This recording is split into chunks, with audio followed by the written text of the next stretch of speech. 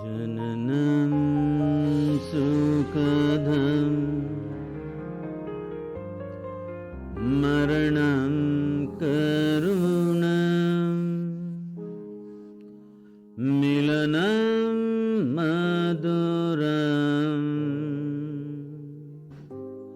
smaranam karunam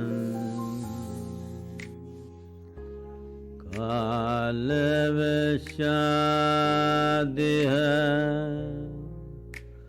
सकलं करुणं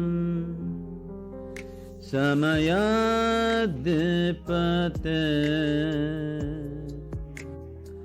अखिलं करुणम्.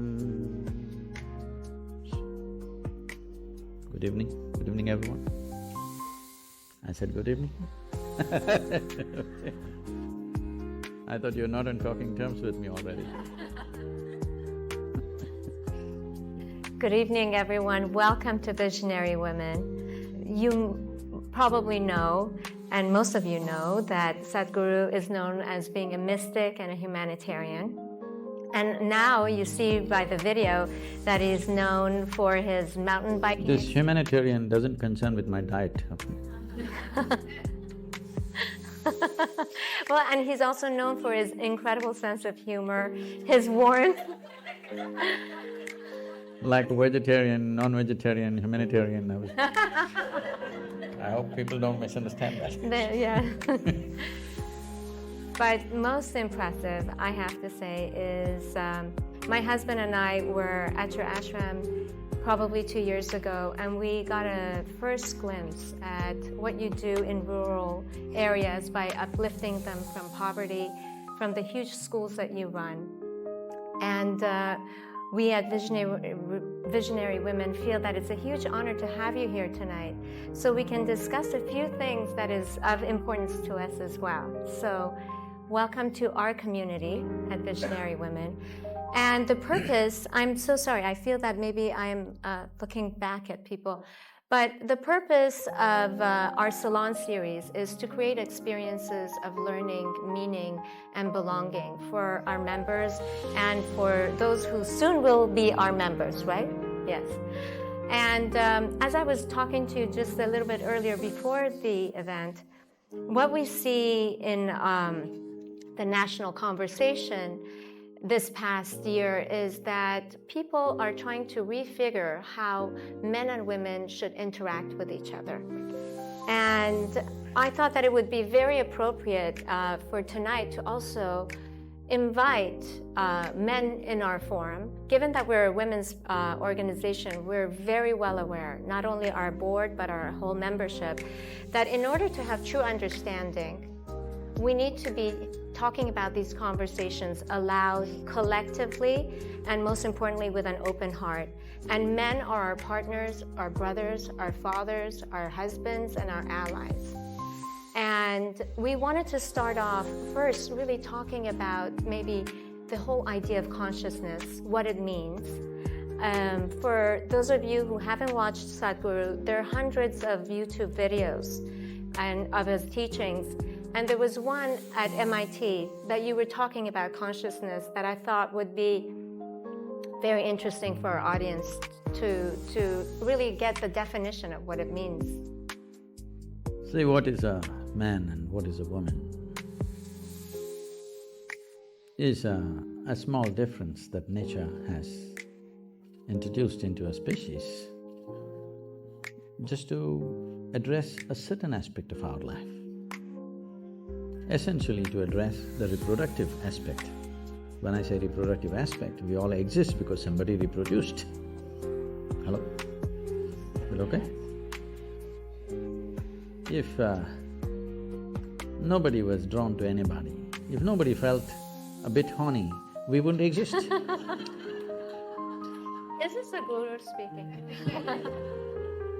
We wouldn't exist, isn't it? Let's come to terms with this. We don't exist because out of their love for children they produce. No, they felt horny, and here we are. There is no need to make our biology either filthy or raise it to another level. We just have to look at it for what it is. We have to come to terms with our biology, first of all. It's the most rudimentary thing, but unfortunately that's not happened to most human societies, that we have not come to terms with our biology. Body parts are ruling our minds. Yes? So it's from that context that you see this problem evolving, how to work together. I'm saying, please, if you find some gap in what I'm saying, because in a brief little bit of time we're trying to say some profound things. If you find a gap, you must ask a question, you must not conclude against me, okay? I can fill those gaps, but I'll create some gaps because to go quickly. Essentially, why should it matter to you? Whether you… right now, you're a man or a woman, why should it matter to me? These things matter only in bathrooms and bedrooms. Why right now it should matter to me whether you're a man or a woman? Why can't I just treat you as just one more person? Hello? This is not against anybody, because we have made human biology so big in our minds. It's become so big because we have not accepted the fundamental biological difference. Yes? Because for thousands of years, religions and philosophies have been telling you what's wrong about your biology, how the fundamentals of your biology is not okay, how the fundamentals of your biology is sin. Because of this, we came to a certain level of resistance about human biology, particularly a woman's biology. Because of this, these things have become big, because the nature of human mind is such, whatever you resist becomes the biggest thing in your mind. Right now, if I tell you as an experiment, next 10 seconds, nobody should think of monkeys. Try, please. You will only be thinking of monkeys. So this has become a crazy thing in the world. We have made human biology into such a big thing, a small difference between man and woman, we made it into such a big thing in our minds, we can't keep it down for a moment. Everywhere, wherever you are, you have to be conscious about somebody's body parts. Why?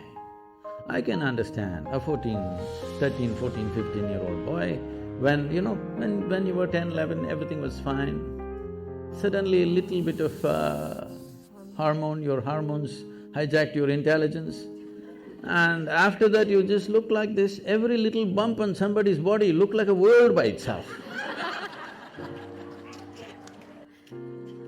Till then you were quite okay. I think that happens at a certain point, but at least by 20, you must fix yourself. Again, you must become normal, you must be able to look at a human body just as it is, without giving it all kinds of meanings. This is what consciousness means, because consciousness is an intelligence beyond your physiological and psychological structure.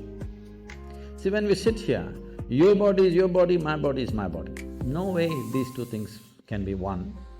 People try hard, but it never becomes one. Only when we are buried, we become one. In the soil, we become one. But as long as you and me exist here, that's your body, this is my body, very clear. That's your mind, this is my mind, very clear. These things will never become one. We can agree on a few things, but my mind is my mind, your mind is your mind, isn't it? But there is no such thing as my life and your life.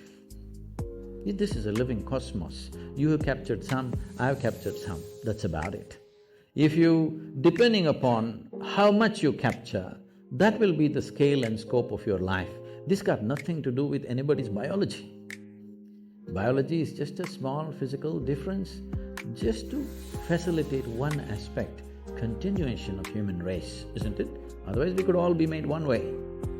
If there was no need, if some seeds fell out of your ears and children would come out, then we wouldn't need this difference. So this difference is to accommodate one aspect of life. If you and me are not connected in that aspect of life, I have no business what you got on your body. Yes? You have no business what is me, and I have no business what is you. The question is, if we're doing something together, Well, do you make sense or do I make sense to you? That's about it. But biology has become a very big thing. One reason in the working spaces and work areas, I think this is only in America, maybe this is the second generation of women. Or really I can say this is really the first generation of women who really stepped out to work in every arena of life. That's so almost everywhere in the world. In India also it's very new, it's in the last 25 years that women are really stepping out to work. This has happened not because of some liberal revolution that happened, this has happened simply because of technology. Technology has taken out the significance of man's brawn. When there was no technology, almost everything was done with human muscle. When that was so naturally man-dominated because of the muscular force. Domination also was only in the survival aspects of life. There were other aspects of life where the woman always played a significant role. We were not born to men. I was not, at least.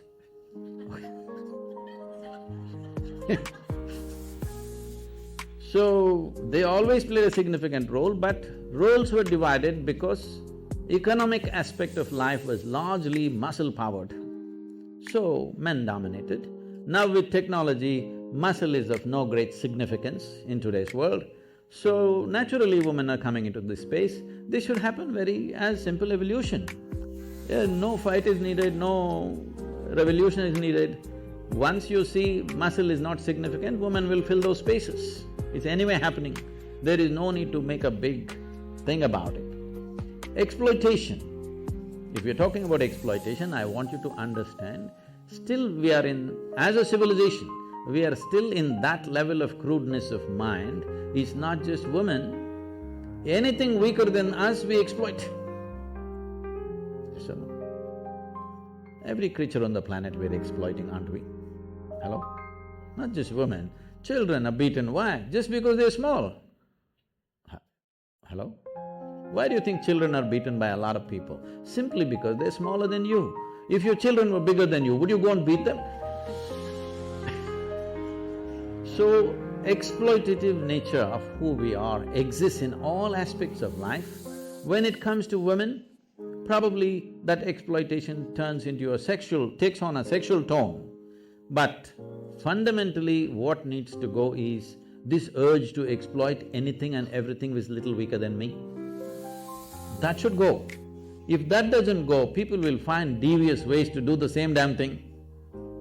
You can do as much as you want, you can fight as much as you want, but people will find devious ways to do the same thing, isn't it? So this urge, if somebody is little less stronger than me, I have to mess them in some way. This has to go.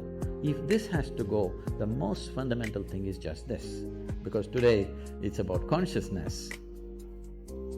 What consciousness means is, see, you have a body.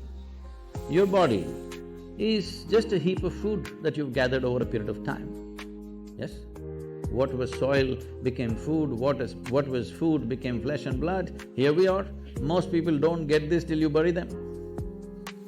If you get it now, you can transform your life. Otherwise, one day anyway we'll get it from the maggots, but that's late. So what you accumulate can be yours, cannot be you, isn't it? Hello? Whatever we accumulate, we can say this belongs to me. You cannot say it's me, isn't it? So similarly, whatever the content of your mind is also accumulated from the impressions that we have taken in. So this is also an accumulation, this is also an accumulation. These things are two basic faculties we have. Right now, unfortunately, we are so badly identified with these two things that we can't use them as we should, but they are the source of a lot of mess in the world.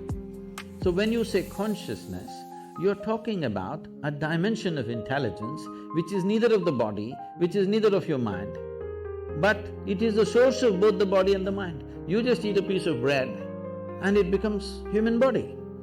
Hello? Happening, right? If I take a piece of bread in my hands right here and turn it into a human body, who would you think I am? Huh? Magician? Did you see a magician making a baby?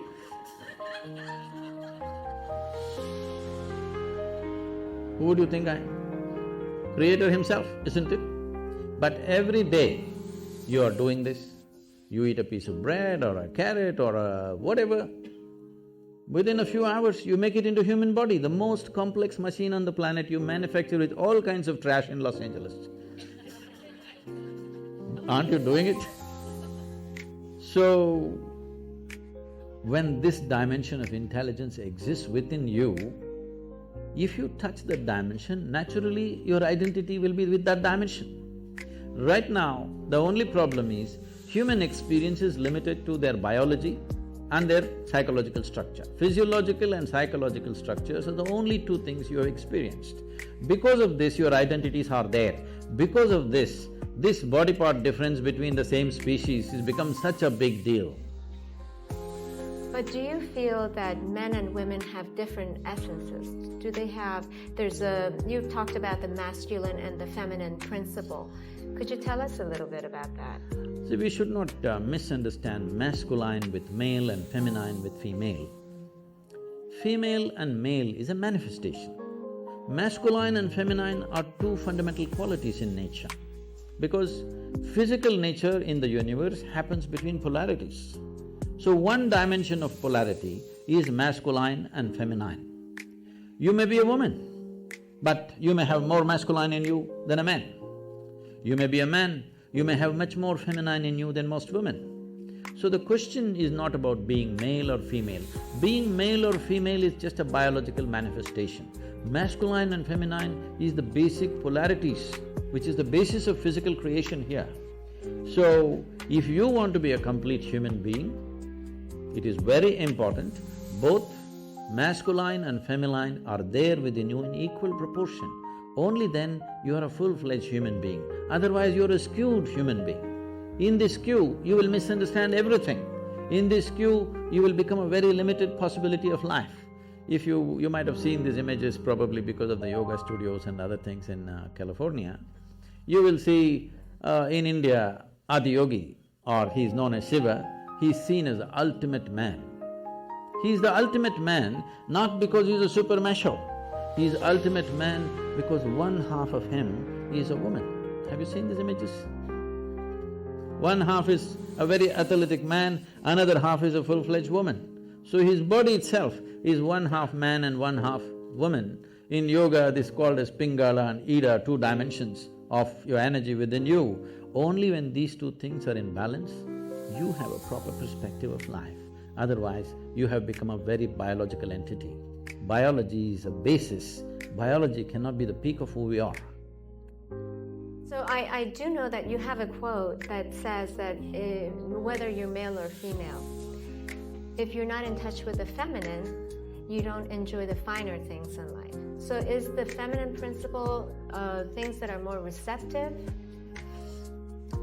See, when we say masculine, there are two fundamental forces working within us all the time.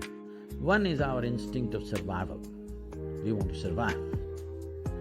We can take survival to different levels, but essentially the instinct of survival is this one wants to, this limited entity wants to survive and do well. This instinct is there in all of us, it's there in every creature in the world. Another dimension is, there is something within you which always wants to expand. When you are in a survival mode, you want to build walls around yourself. Boundaries are important. If you let your dog loose on the street, you will see he goes on peeing all over the place. Not because he has some urinary problem, I'm sorry, I'm not able to look at you.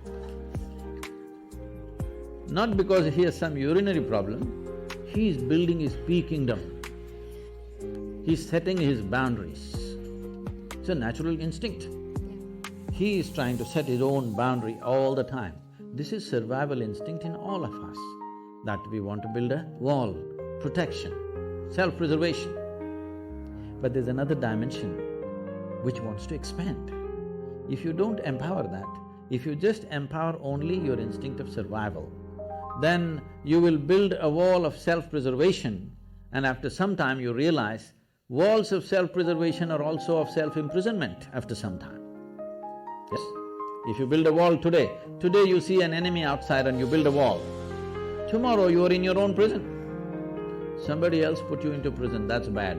But you yourself put you into a prison, that's horror. Yes? So the instinct of self-preservation has to be consciously balanced, otherwise we'll end up building walls and walls. Oh, I'm in California. This is so funny.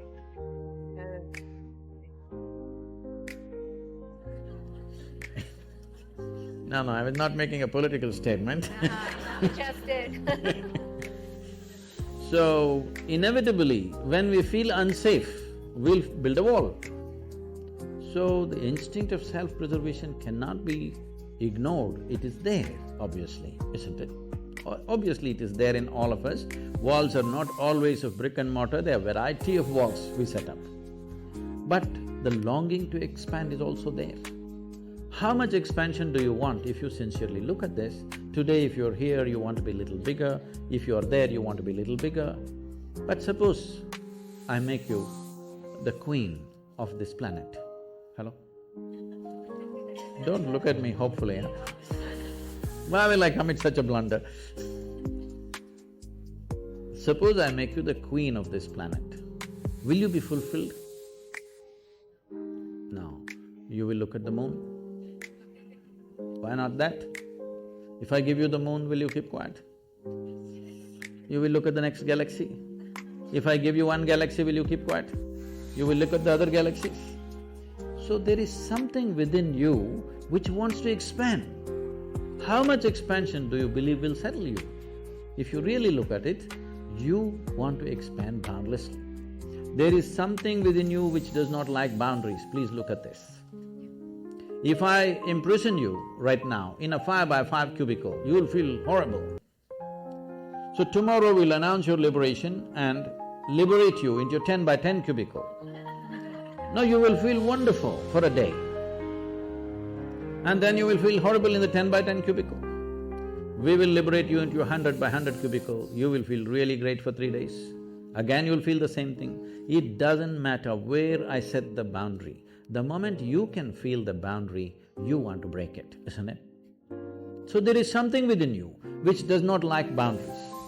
So if there is something within you which does not like boundaries, it simply means it is longing to become boundless. You cannot become boundless through physical means, isn't it? Physicality means, the fundamentals of physicality is a defined boundary. Without a defined boundary, there is no physical body. Suppose there were no boundaries to my body, where would I be? Here or there or where? Only because has a boundary, it is here. Your body has a boundary, so it's there.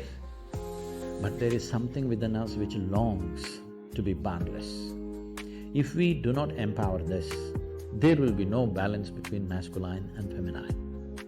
That is why ultimate liberation, both for men and women, it's not… see, one cannot be liberated from the other. Both have to be liberated from what?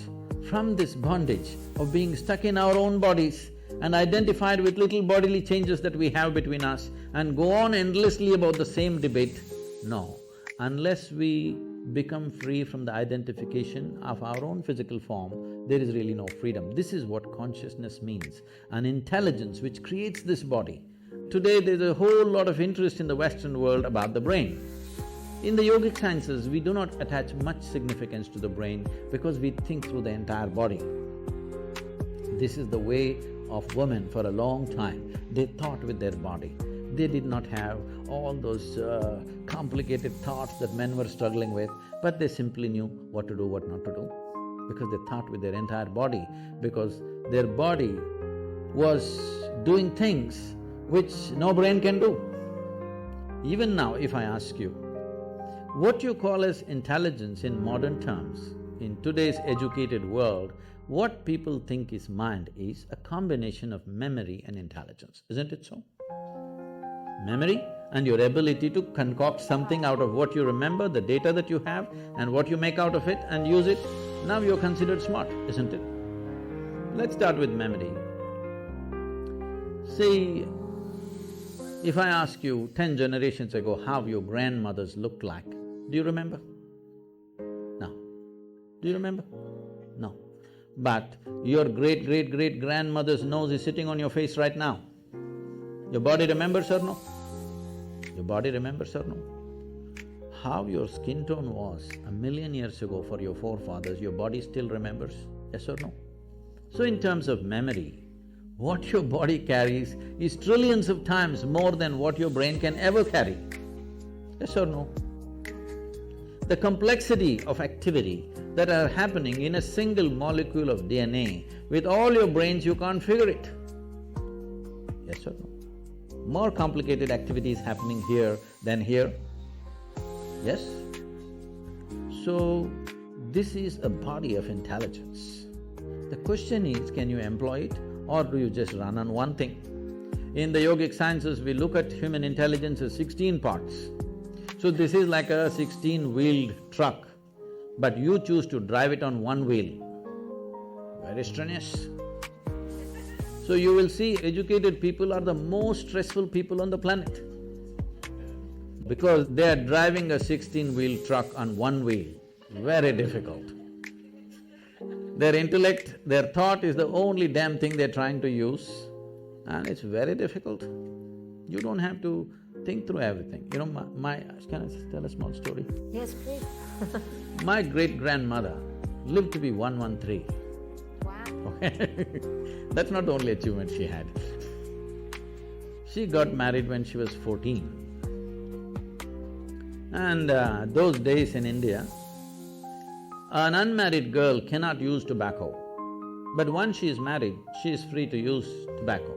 So on the first day, she exercised her right to use tobacco and she lived in a certain way. People started saying she's a devil of a woman. Not because she did any harm to anybody, simply because if she laughed, the whole street shook. Like that she laughed. Those days, in those societies, women were not supposed to laugh loudly, they're supposed to laugh in a controlled way. Only street women laughed loudly, family women laughed very… At least when men were there, they did not laugh, because there was nothing to laugh about.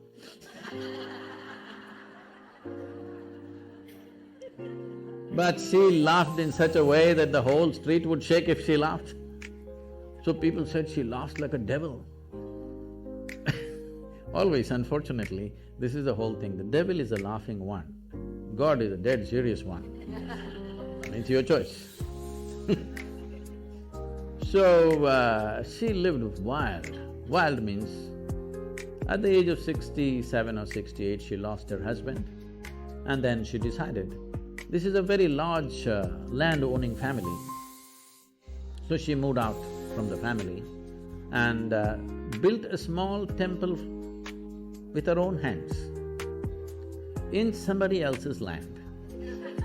Somebody else means another family's land, not without permission, with their permission, but she was family's disgrace because this family owns hundreds and hundreds of acres of land and she sets up her stupid temple in somebody else's land, the whole family, oh my God, she's ashamed.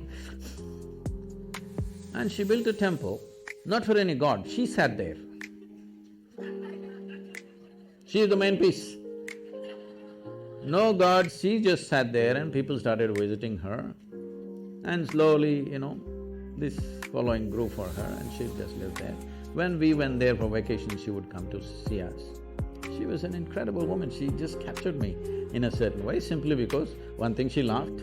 Another thing, when I met her, she was over 100 years of age and her hair, full hair below her knees. She would leave her hair loose and dance like that. So I just liked… she was freaky. With her you could do anything, nothing was wrong. With everybody else is constantly trying to tell you what's right, what's wrong, what's right, what's wrong. With this one woman you could do what you want and she was fine. And sometimes, she would be crying and laughing at the same time. And I said, what's happening with you? Are you crazy? Everybody says you're crazy. Why are you crying and laughing at the same time? She would just burst into a hoot of laughter and say, someday you will know, and she would laugh. And I would see her like this. If they give her breakfast, she first goes and feeds the ants, then the sparrows, then the squirrels. Most of her breakfast is over in this. And people, self-appointed advisors, they come and say, you old woman, you just don't eat anything, you will die like this. All these advisors died, but she lived and lived. She buried her husband, her children, her grandchildren, some of her great-grandchildren, but she lived on. And many times I've seen her, after having fed the ants and everything, she would simply sit there, not even eating this little breakfast she has, tears flowing down her cheeks. And I would ask her, what's wrong with you? Because, I thought she's very emotional about the ants because I was 5, 6 years of age, I was going stamping the ants and she was so emotional, she never stopped me from even killing the ants, though she was feeding them. And then I'll ask, what's wrong with you, why? She said, she would say, I'm full. I don't know what the hell she was talking. It took me another 20 years to realize what she was talking about. So for me, she became the symbol of feminism for me. She was the ultimate woman because she fulfilled everything that she is expected to fulfill, but she was never a part of that nonsense. She was always beyond that. And this is because not you have great thoughts. Thoughts are very rudimentary stuff in human life. This must be understood, I'm sorry. Because I'm being introduced as a thought leader, I'm getting scared of that. See, thought is happening only from the limited data that you have gathered in your head, isn't it so? But there is something more phenomenal happening all across, isn't it? Hello? The intelligence of the creation is functioning right now here, is it or not?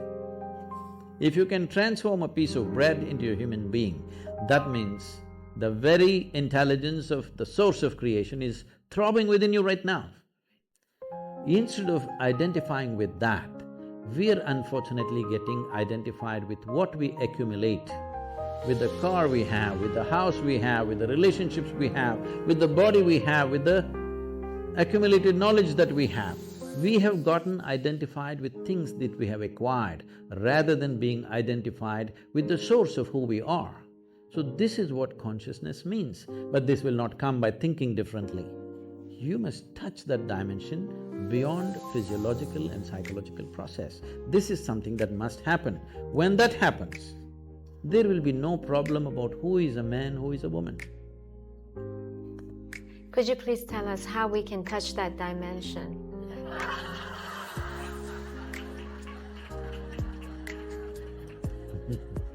We can start with a very simple process, which today tens of millions of people are practicing across the world. I brought this out because, when I was just about maybe 2.5 or around 2.5 years of age, my mother, her health was not good.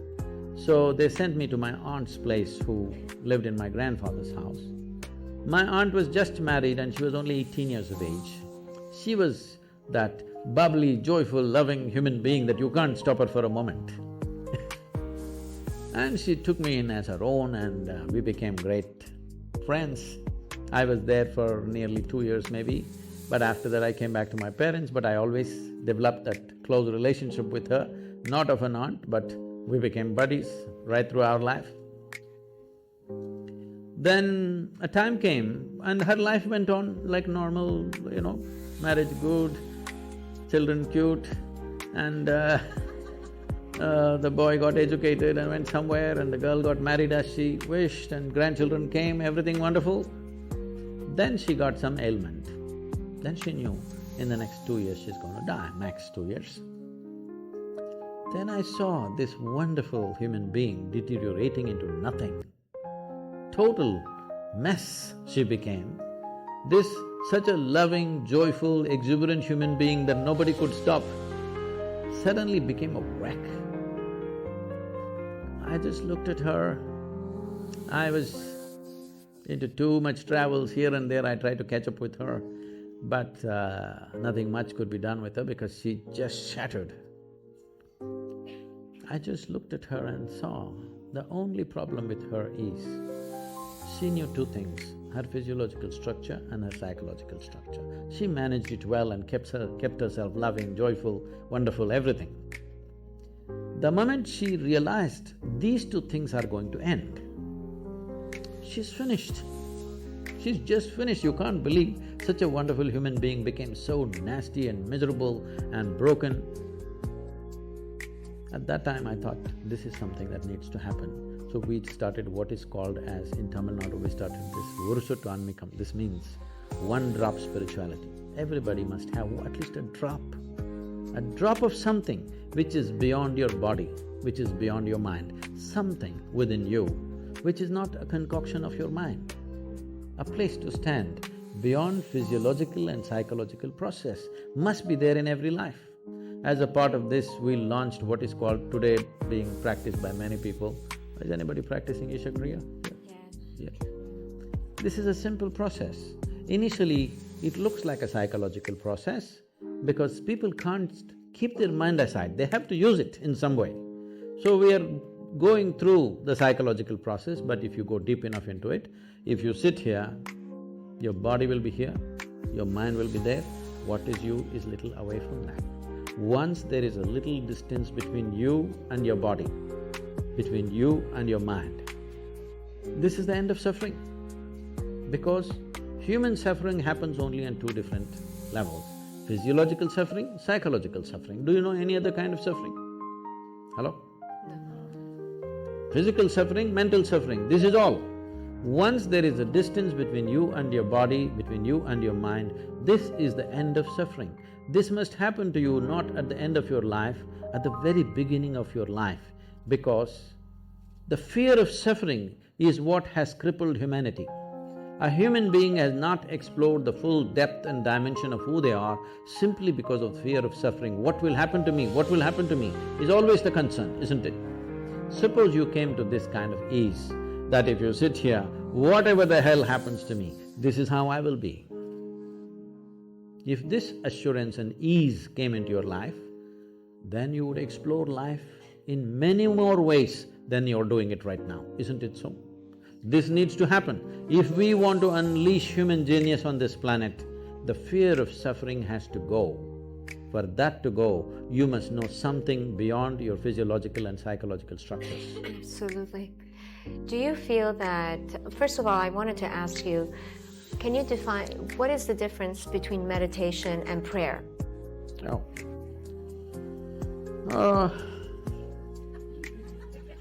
You're trying to get me into trouble. Yes. No, because some people say my prayer is like meditation. Could be. It could be, but probably meditation is more of a form of listening, I would imagine. See, there is something called as organized prayer, and there is something that all of us may experience at some point. You don't have to be religious for this. Sometimes you become prayerful. You saw a glorious sunset, you just sat there without knowing why. You're not saying anything to the sun, after all he's going. Simply, just the beauty and the magnificent nature of what it is, maybe your hands came together like this, something you did. It happens, right? So you are prayerful. To be prayerful is a fantastic place to be. Now somebody created systems to make you prayerful, but unfortunately that just became prayer for a lot of people. Prayer means you're talking to somebody, a long-distance talk. And unfortunately, if you look at the prayers on the planet, I would say 95% of the prayers on the planet, whatever kind of religion they belong to, is just about, dear God, give me this, give me that, save me, protect me. Is that so? Yes. So give me this, give me that, save me, protect me. Does it seem like a divine process to you, or does it seem like survival process outsourced? Yeah. It's so true. It's very true. So, outsourcing your survival is not an efficient way to survive. To survive on this planet, you don't need any divine help. You just need 4 limbs and a few brain cells that work. That's all you need to survive. You don't need any other forces to come and cooperate with you for survival. Only when your life is beyond survival, you're looking for other dimensions of existence, then you may need the cooperation of other forces. For survival, when a worm can survive, an insect can survive, a bird can survive, an animal can survive, with such a big brain you cannot survive, what is this? The only problem may be you want to survive like somebody else, that is a problem. That's not going to be ever achieved because somebody else will always be doing something different or better or whatever you think it is. So, prayer as a process, unfortunately, has become talking process. If you are prayerful, it's fantastic. So being in meditation, see, the English word meditation is not specific to anything, it's a general term. If somebody sits here with eyes closed, we say they're meditating. But with eyes closed, you can do many things. You can do japa, tapa, dharana, dhyana, samadhi, shunya, samyama. There are many things you can do. Or you might have just mastered the art of sleeping in vertical postures. That is also an art. So, the English word meditation is not describing anything specific. But as you said one word, listening. Listening is a dangerous thing because if you start listening, people will think, listen to what? Listen to God. All those people, I'm saying with this all due respect, so those who are devout, those who are prayerful, that's a different matter. But people who claimed they heard God speaking, they did the most terrible things on this planet. Yes or no? Because they said, God told me this, God told me that, it gave them license to do all kinds of horrors on this planet. And especially as women, you should not subscribe to this because millions of women have been burnt alive because God told something, okay? So, listening is a dangerous word. The moment you say listen, people will start listening to all kinds of conversations that are happening. But to become listening is a wonderful thing. If you take these words literally, prayer, listening, all these things can become ugly because people always have this thing about, what is my experience of life? I translate everything according to that, isn't it? Whatever is told to me, I will translate it within the limitations of my experience of life. With this, if you say listen, they must listen to somebody. Whom should I listen to? God or devil? Please listen to God. Then he starts talking. So, listening is a quality. In yoga, we call this being a sati. Oh, that's very wonderful because sati also means a woman. Sati also means a wife. So we call this satipatthana. Have you heard this word? Anapana sati yoga. This means just to wait upon something. Because they saw in ancient societies, women had a certain quality of waiting which made them very special. Because it's not like today, if a man goes out every 7 minutes, you can keep track of him, you can put a GPS tag on him, where is he going, what is he doing. Every 7 minutes he has to message back where he is. Those days, either on business or war or expedition, they went out. You never know whether they're going to come back or not come back. You're holding children and sitting here with all kinds of forces around you, and everybody knows your man may not come back. It's always possible he won't come back. But they waited. That waiting had a very special quality because in waiting there is an eternal quality. In doing, all doing has a beginning and an end, isn't it? Yes. Waiting has an eternal quality. So this quality in the yoga we refer to as sati. Sati means wife and a woman. The feminine is called sati, and this is the quality of waiting. In a way, it's listening. You're just willing to be with life, Now you understand it's not all about messing with it. There are some things we do and rest we wait. It's like pregnancy. Some things you did, rest you wait. Life happens. I'm going to ask one last question and I'll turn it over to our audience for questions. But you were talking about willingness, and Visionary Women is a volunteer-run organization. And I know that every single person who is here is giving their time to one organization or another. And the fact that you have 9 million volunteers, and you were talking about the relationship between volunteerism and willingness, and that it's through willingness that you uplift your consciousness, if I'm quoting you correctly or I'm understanding it. In some ways talking about how it could be a doorway to becoming a bigger person than who you are. See, before we come to women, first thing is visionary. What a vision means is, see, everybody has desires. Desire is an incremental way of enhancing our life. Today you desire, I must have a home, tomorrow you desire, I must have this money, tomorrow you desire something else. These are incremental ways of arranging and rearranging our lives, which are needed to do a few things. When you say, I'm a visionary, what you're saying is, I have a larger desire, which is not about just incremental improvement of my life. Desire is about me, always. Vision is an all-inclusive process. So, this itself is a phenomenal thing. If people, instead of having desires, if they have a vision, vision is always all-inclusive. Desire is personal. Desire leads to incremental changes and improvements. Vision can transform the whole situation.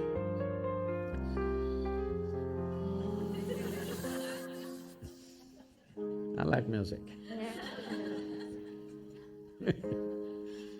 So, about willingness, because you said you're a volunteer organization, to be a volunteer means somebody who is doing something willingly, right? There's no other compulsion. There are no financial compulsions, there are no social compulsions, there is no something else. You want to do something willingly. So when you're a willing participant, right now, you're a volunteer. I'm asking all of you, right now, are you compelled to be here or are you here voluntarily? Oh, thank you. Because I've spoken to conscripted people also.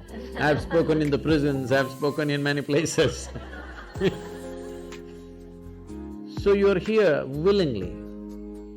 You're doing something willingly is the fundamental of your joy, isn't it so? Hello? However simple or stupid or idiotic activity it is, I am doing something willingly, makes a world of difference, isn't it so? Hello?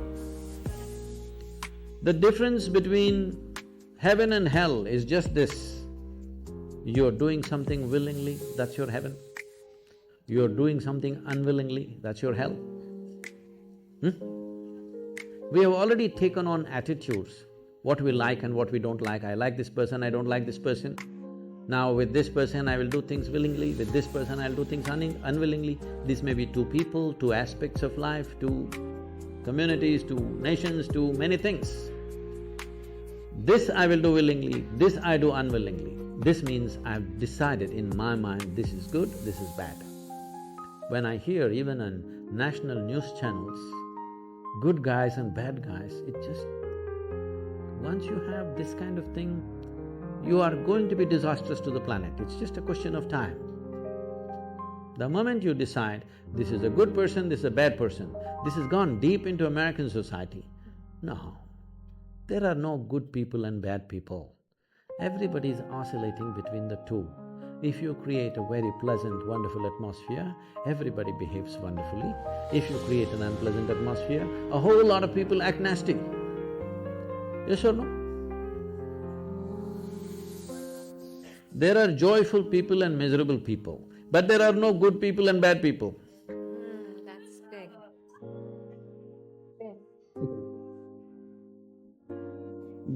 The moment we think we are good, We are entitled to destroy the bad, isn't it? Oh, we've been destroying a lot of people for a long time. Time to stop that because human beings are in different levels of experience and understanding, variety of people. Anybody who is not like you is obviously bad, isn't it? Isn't it so?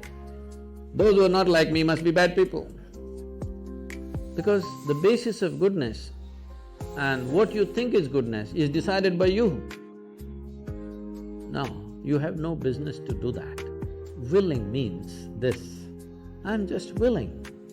I'm 100% yes to life. I am not yes to this one, no to this one, no. I am just yes and yes to life. If you are 100% yes to life, you are a volunteer. You have become a willing life. You have become so willing that you have no will of your own.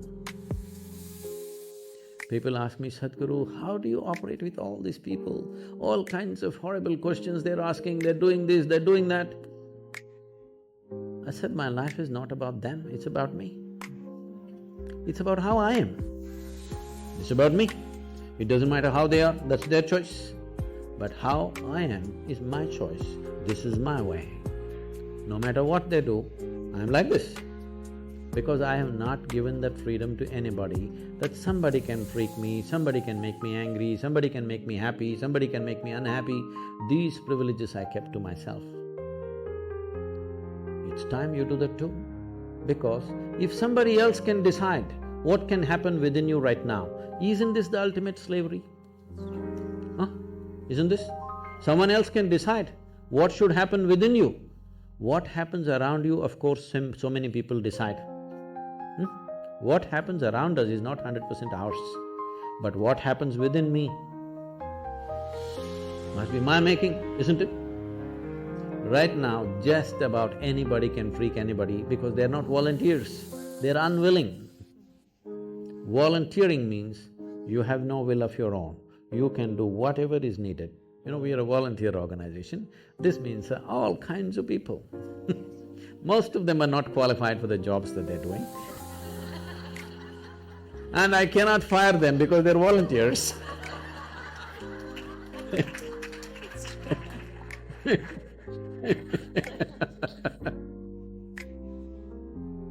a daily basis, Sadhguru, I can't work with this person, she's so horrible, I can't do it. I tell them, see, in this world, this is the sort of people who exist, like this, like this, like this, like this is the kind of people there are. But if you want to work with ideal people, you must go to heaven. And today.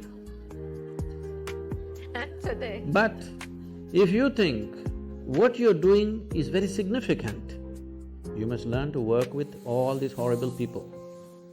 This is how the world is. If you think what you're doing is very significant, you learn to work with all kinds of people. You will see horrible people will do wonderful things. Yes? But if you want to work with ideal people, you won't find any. I haven't found one yet. There are all kinds of mixed bags. But if you are willing that you are not yes and no, yes to one, no to another, you're simply one big yes, you will find a way. Thank you so much. That I always say that it's the resistance to life. We have questions? Since the early 20th century, physicists have been, like Max Planck and Einstein and any number of physicists have been positing that consciousness is causative of physical reality. That consciousness comes first before physical reality has been manifested. I'd like to hear if you have any comment about that. I'll need a few minutes for this question.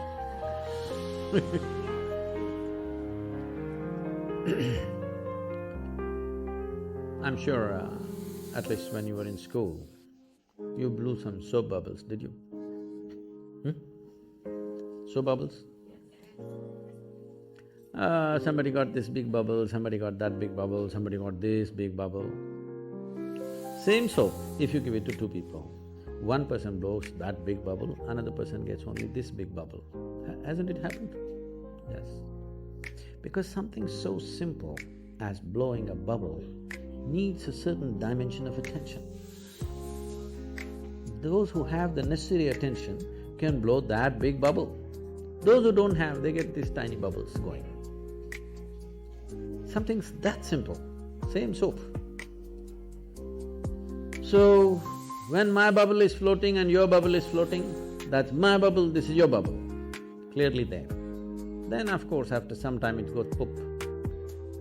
When it goes poop, there is no such thing as my air and your air. But when it was encased in the bubble, 100% my bubble and your bubble. Just like that, this bubble and that bubble.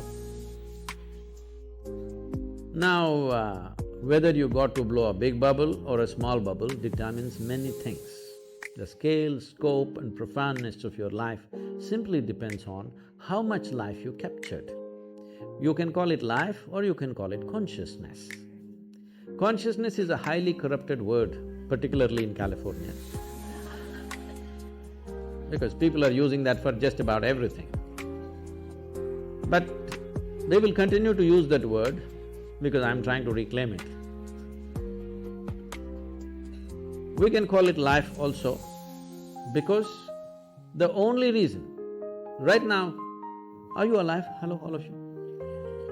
Some of you are not saying anything, I'm asking you. Are you alive? Yes. How do you know you're alive? Now stop your breath for a minute, are you still alive? So, how do you know you're alive? You're conscious, isn't it? Suppose you became unconscious, would you know you're alive? No.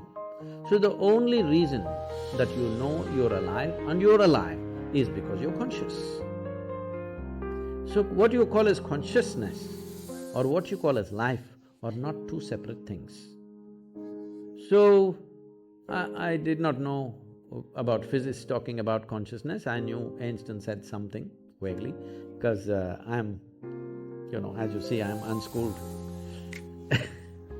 So I did not go as far as Einstein to study physics, but I paid attention to this piece of life. I paid attention in such a way, as I paid more and more attention, I realized that the problem is in the nature of our faculties. See, right now, if I show you my hand, if you see this part of my hand, you cannot see this part of my hand, isn't it so? If you're hearing sound, you cannot sense the silence. If you're in silence, you cannot feel the sound. If you're in light, you cannot feel the darkness. If you're in darkness, you cannot feel the light. The human faculty of sense perception, of seeing, hearing, smelling, tasting and touching, this is how you know life.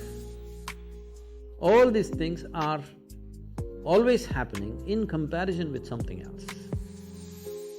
Comparison means what you know by comparison is good enough for survival, but not good enough for knowing the nature of what it is. This is the problem that modern science is struggling with and will continue to struggle with unless… I'm very glad to hear that early 20th century they said consciousness is the basis, but still we are in early 21st century, but still we have not moved towards consciousness, we are still studying physical things forever. People are studying the brain. I was with that European project called Blue Brain and they're building a huge massive computer brain, which is like about 3 times this hall, full of computers, and they had built some 18% of the human brain. I said, see, I got all packed here. You guys… such a big thing. No, we're studying, that is fine. You are very excited about the intelligence and the million functions that are happening in your brain. But even the brain was created from within, from the bread that you eat, isn't it so? Hello? Even the brain. Why are you not interested in that which creates the body and the brain? Definitely it's more intelligent than the brain, isn't it? So, if you want to put a label on that, we can call it consciousness. I generally just call it life. Or if you want to call it God, you can call it. You want to call it the creator, you can call it. Because today there are gender issues, we will stick to life. So, life is not, we went through this, when it comes to body and mind, there is you and me. When it comes to life, there is no you and me. This is a living space. We just captured a little bit. So this is going on. If we lose this ability to hold it, even if everything, all the organs in your body are functioning, still you will not live, isn't it? People do die of old age even if they don't have any disease or ailment, because life chooses to leave for whatever reason.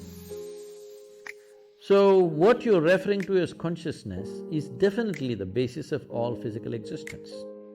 Well, modern physicists have gone on to say that over 99.999 whatever number of nines in an atom is empty.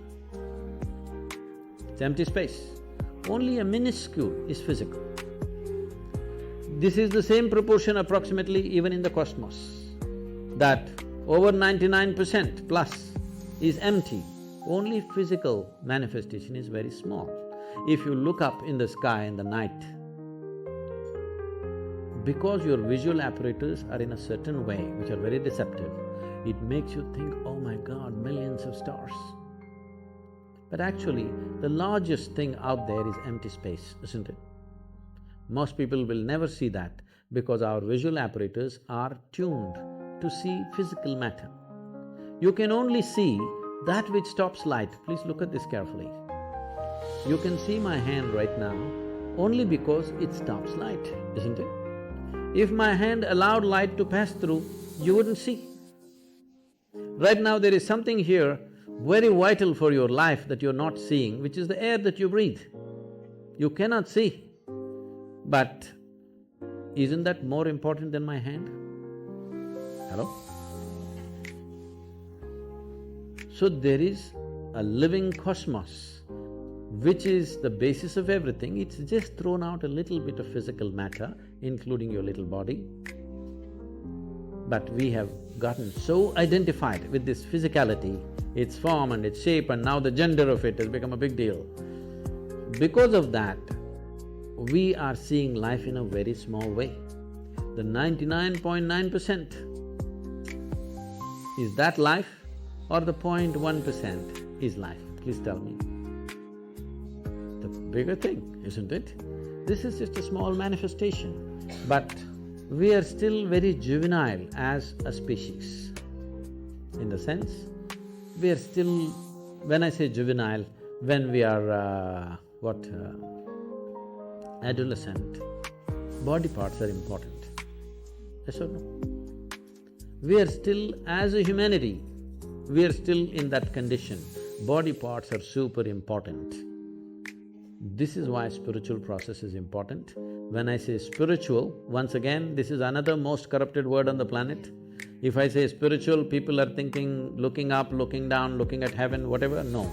Spiritual means your experience of life has transcended the limitations of physiological and psychological process, which is what you are saying the physicists also said. That's very wise of them, that without experience, with inference they are saying that we acknowledge their intelligence, but after 1 century, we are still not there as a race, as a human species. But one thing I must share with you here is, I was just telling Nicholas, which came back to me because he asked some question.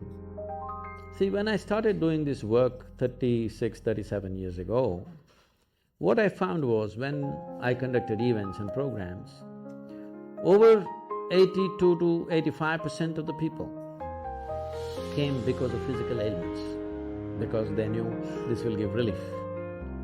Only 12 to 15% of the people came there, want to know something, experience something. But today, over 87, 88% of the people come because they want to know something, experience something. Only 10 to 12% of the people come for ailments, which is a phenomenal shift in the human society.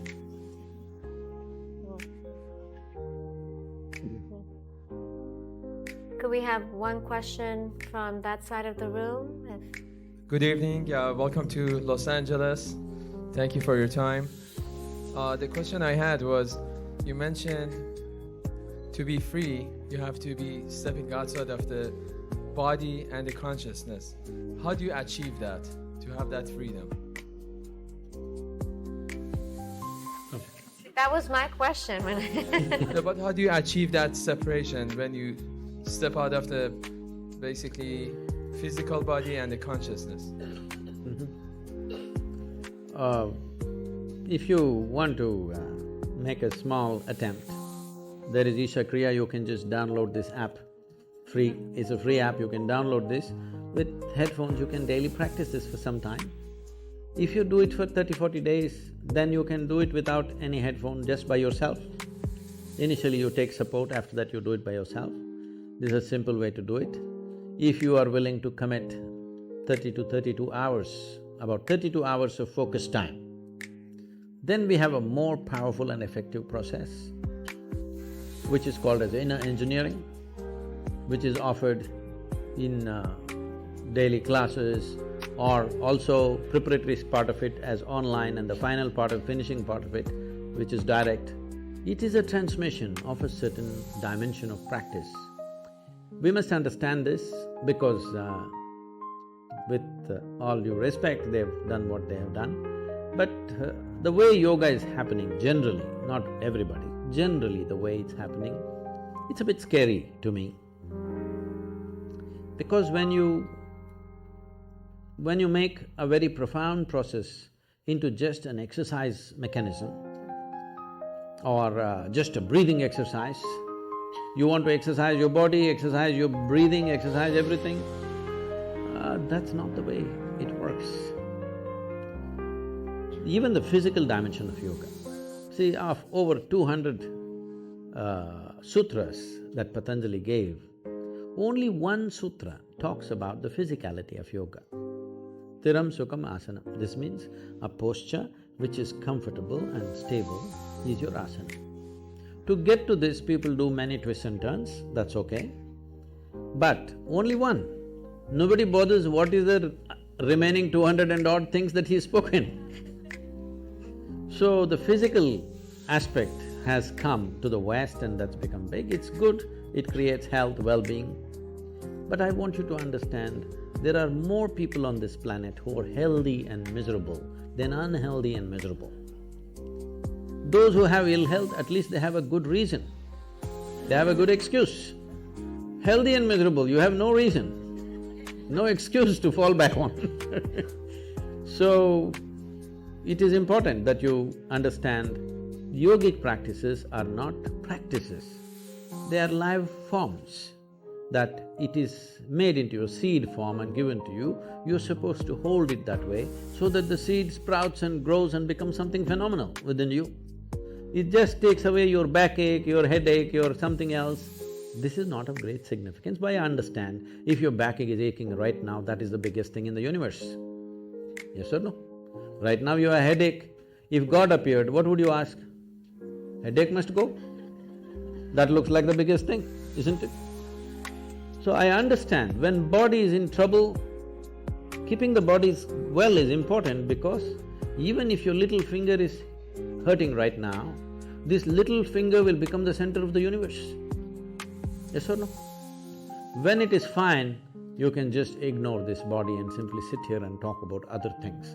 Little finger is feeling like hell, little finger will become the center of the universe. So, keeping the body well is important for that reason, so that you can keep it aside. If it's very well and no issue, you can just keep it aside and look at other dimensions of life. If this is trouble, our entire focus will remain on this, isn't it? So, inner engineering is that kind of a process. There is a powerful system called Shambhavi, where it is given in a seed form. It is a planting that you do and slowly evolves within you. Millions of people, this is one thing I'm proud of in my life is, today there are millions of people, men and women. In the morning if they close their eyes, tears of ecstasy are flowing. I think this is fantastic. People ask me, Sadhguru, what's the greatest thing you have done? I said, tears. tears of love and ecstasy are flowing. That's a great work. Thank you so much. I think our time is up, but Sadhguru, we want to thank you for this evening. On behalf of Visionary Women, we also want to donate to the Girl Child Project of Isha Foundation. And if you have 2 minutes to talk about what you're doing to help the status of girls, young girls in India, we would very much appreciate it. And Shelley, I'm going to put my shoes on and please join us. I think a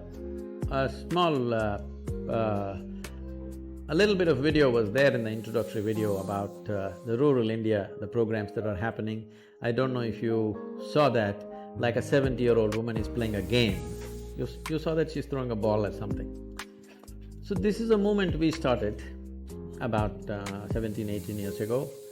And today, the next event is coming on 9th of December. I'm there for that event and over 10,636 men and women are participating in the event, that is, as players. Over 150 to 200,000 people will be there as spectators. The people who are playing are just ordinary men and women, especially women in rural India have never played a game in their life. After they're probably 7, 8 years of age, they never played a game. But now they're coming out and participating in a public tournament in front of everybody. It's on the television and ministers and celebrities are coming there to give prizes for them. It's an exhilarating experience for them. One thing it did was, it leveled out many differences of lines of religion, caste, creed, we leveled it out with these simple games. And in our schools in rural India, in very remote places, we have schools where at least 43–44% of the students are first generation going to school. In this, right now the average school-going children, about 61% are girls. Because in our schools, we have made sure the girls are safe, there are proper bathrooms for them, and there is a culture where they are respected and not made fun of, and there are small things about biology which is the basis of our birth, but unfortunately we think it's some kind of funny thing. These things we have leveled out, we have created different culture in the schools, so the parents feel very comfortable, their grown-up girls going to school, in this kind of school where the atmosphere is healthy. So this we are trying to bring, and we've created 12 schools where we incubate teachers, and we've adopted over 4,600 schools, government schools, and we are operating in them. This is making a big difference for the girl child, because first thing I do is, we make our people, committed volunteers, to go and visit the bathrooms. How are the bathrooms kept? Because bathroom decides whether the girl goes to school on particular days of the month or not. The quality of the bathroom decides whether she goes to school or not. And if she doesn't go to school on those few days, next day when she goes, it's a kind of a joke all over the place. It's like… it's very unfortunate, but this happens. So, first thing is, when we adopt a school, first thing is, I send most important people in the organization to go visit the bathroom. I don't care how the classroom is, how is the bathroom? It is important. It's as simple as it seems. When you don't have it, it becomes so important, These are simple things, but when they don't exist, how significant they become. Whether that particular girl goes far in her life or just gets trapped in some limited situation is determined by the quality of the bathroom we provide there. Yes. So this is the kind of change, there's a lot more to be done, but with whatever resources we have, I'm keeping the volunteers, I'm not just a guru, I'm a slave driver. Because we've been delighted and honored to have you with us this evening, and we want everyone in the audience to know that the proceeds from tonight's event are going to the Girl Child program that we are delighted to be able to support. Hi. So give me a minute. So we must understand this. What we call as human life is just a certain amount of time and energy. As we sit here, since the time you came in, all of us are 2 hours closer to our graves. Yes, it's not time ticking away, it's our life ticking away, yes? We are mortal life, limited amount of time. This is our time on this planet. We are a generation of people who are empowered like never before. No generation ever in the history of humanity was empowered the way we are empowered. Our ability to communicate, our ability to do things in the world. So we have the possibility that we could become the greatest generation ever, or we just sit by and let it flow, because if you sit also time goes, if you sleep also time goes, if you create something wonderful time goes, if you don't do anything time goes. That's right. Yes? Time is not stopping, nor can we roll it back, nor can we slow it down, nothing. Our life is just going away. This is our time on the planet. We must make this the best generation ever. For this we need consciousness. We need to identify with something bigger than our body and our brains. Only then we will do something fantastic, because we have the necessary tools of technology in our hands. Today if we speak here, we can speak to the entire world, which was never before possible. Please, let's make it happen.